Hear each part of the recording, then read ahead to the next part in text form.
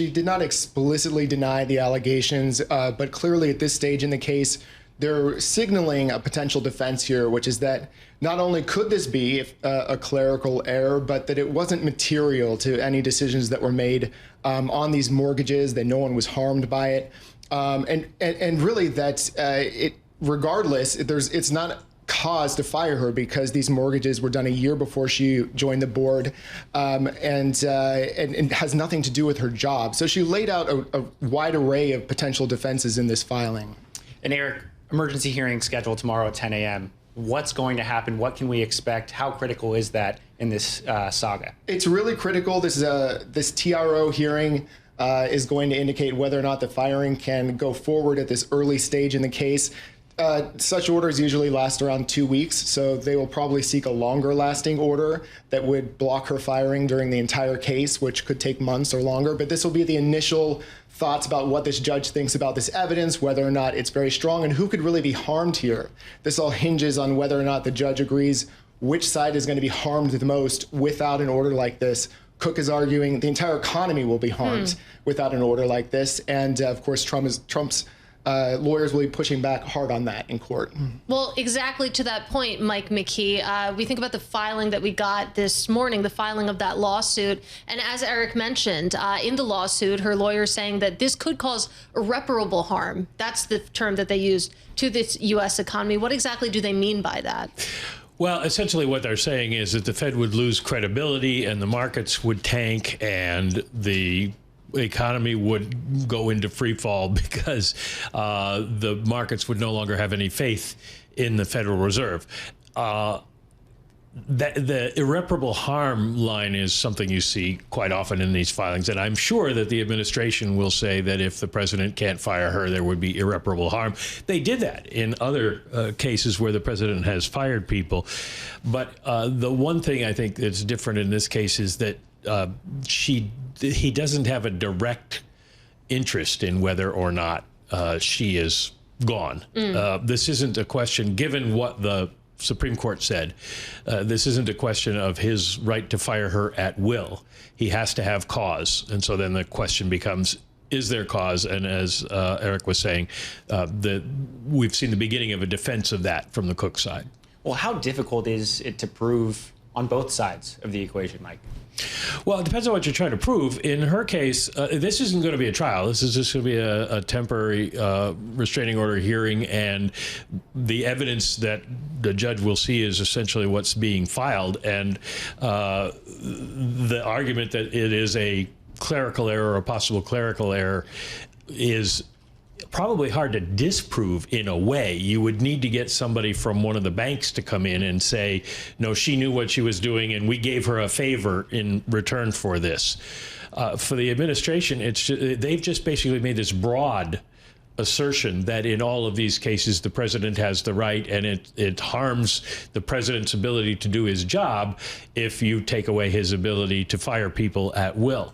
So I imagine we'll get something along those lines as well, although they may argue, as the president did in his tweet, that having somebody who has a cloud over her head hurts credibility of the Fed. Well, when we talk about, Fed credibility, we talk about potential irreparable harm. What sticks out to me is that the markets aren't pricing any of that in right now. Again, the S&P 500 at record highs. You take a look at the bond market, the 10-year Treasury yield, pretty well behaved right now. We're sitting out at about 421 right now on your benchmark 10-year. And Erik, I want to talk about timelines a little bit more here, because we mentioned that tomorrow, maybe tomorrow morning, we do get that TRO hearing. And the timeline here matters because we are counting down to the next Fed decision on the 17th. Yeah, I'm not sure that a judge is necessarily going to want to take a deadline like that into account. I mean, sure, she'll take it into account, but it's not going to be all she bases it on, because these are cases that need to move along at sort of a deliberative pace. Trump has successfully gotten a lot of these cases to move quickly. But this is one, like you were saying, that it's not just about his right to fire people. It's about whether or not he has cause, and that is going to take a little bit longer, perhaps, to demonstrate in court. They're going to have to look back at these old mortgage filings, or are they just going to focus on whether or not it even amounts to cause at all? She's saying that Trump jumped the gun here, that really she should have at least gotten a hearing internally presented with the evidence, allowed to refute it before any of this even happened, and instead she was just fired through a tweet. So there's all kinds of different angles where the judge is going to want to look at this, and that could slow it down a little bit. Eric, the word unprecedented has been used a lot. Right. Yeah. How does this fit into some of the other cases you've been covering, and especially everything coming out of the administration? Well, it fits right in nicely. It has been like one unprecedented case sort of after another. And as you were saying, a lot of these cases are about the president's power. He's really been pushing it, the power of the executive, in ways that I frankly don't think anyone anticipated a president would try to do. There has been just one little bit of pushback from the Supreme Court and regarding for-cause firings at the Fed. So this really is kind of a new bar that Trump is having to meet as a result of that Supreme Court ruling, which carves out the Fed and gives it a little bit more of a higher bar for these firings. And so it really could go either way. I have to say, I hear what you're saying, that, the judge probably isn't operating under the deadline of we have an FOMC decision coming up. But Mike, it feels like it's going to be the elephant in the room, especially when Jerome Powell takes the stage at the press conference. It feels like for the past few months, all of the Fed meetings have been politicized, but now this one especially. Oh, definitely. And the markets will be paying very close attention. I don't imagine anybody will be praying harder for a temporary restraining order than Jay Powell, because then he can get up and answer all our questions by saying it's an ongoing legal case. I can't comment on it. But in this case, the politics and the timing are tough because of the coming meeting. And Eric's right, the judge will take into consideration a whole bunch of things. But it almost doesn't matter in that sense, because the judge can grant the temporary restraining order, and about an hour later they're going to be before the appeals court asking for that to be overturned, and that takes time. So it's really hard to say whether she's going to be able to participate on the 17th or not. So we're just going to have to watch that. But I don't think it makes a big difference in terms of monetary policy. She's been voting with the chairman. She did express some concern about the fact that the labor report in July was not good, and so she's opened the door to voting with the chair if Jay Powell decides that they're going to cut rates. So it's probably, if you take her out of the mix, it isn't going to change the fact that the majority would be voting for a rate cut. And the real question is if they decided not to, and if the Senate puts Stephen Myron through to replace Adriana Kugler in time to participate, you might get that third dissent. Yeah, Mike, Katie mentioned it, though. We are at all-time highs. We're not seeing a huge movement as it relates to treasuries, even the U.S. dollar. Is it a summer Thursday? Are all the juniors on the desk? Why are we not seeing a real reaction? Well, I mean, it is a summer Thursday during the U.S. Open, we could point out. Maybe Tim should go around and ask people there why they aren't selling.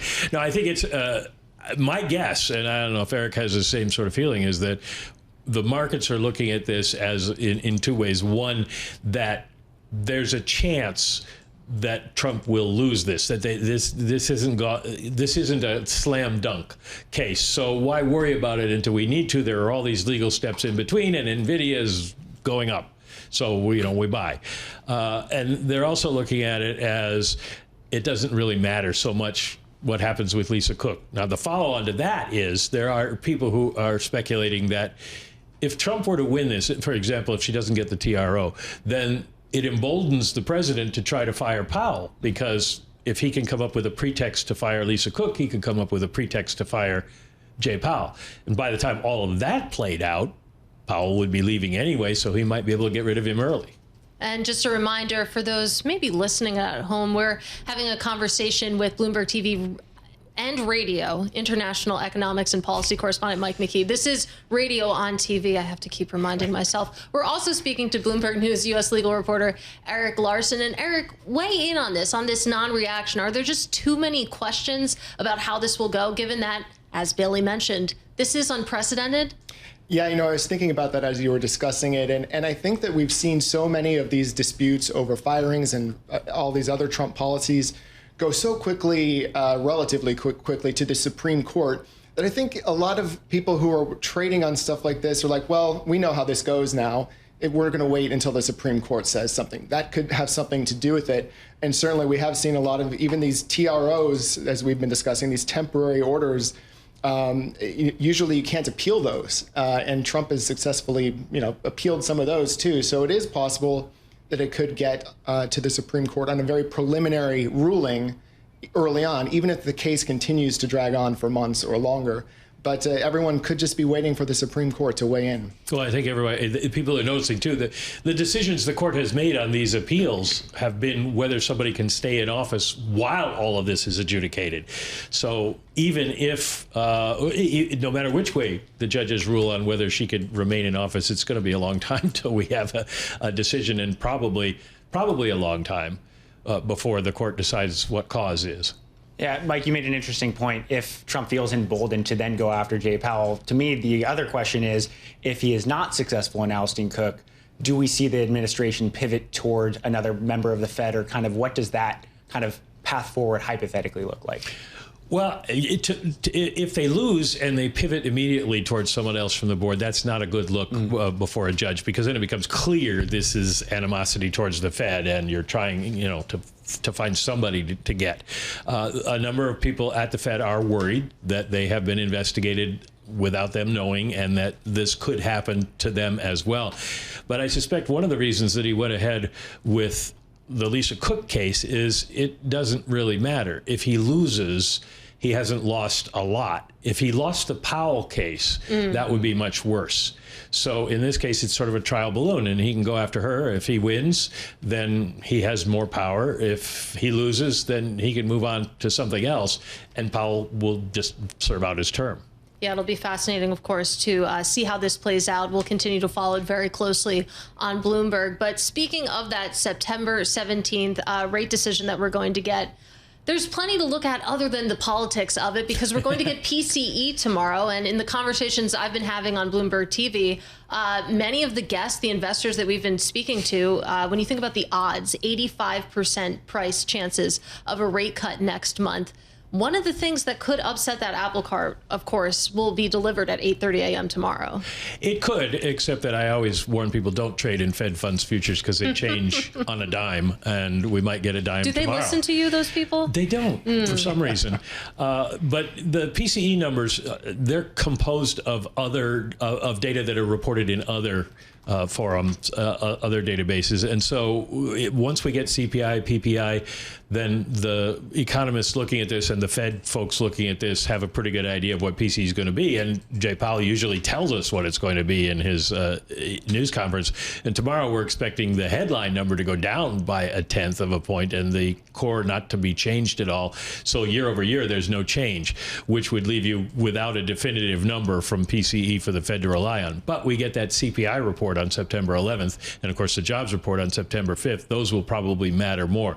What'll matter more tomorrow, if anything, is probably personal spending, because the Fed wants to know that people are not pulling back because they're worried about the economy right now. And the forecast is for a 0.5% gain. It was 0.3 in June. So it could be relatively good news for the president in that regard.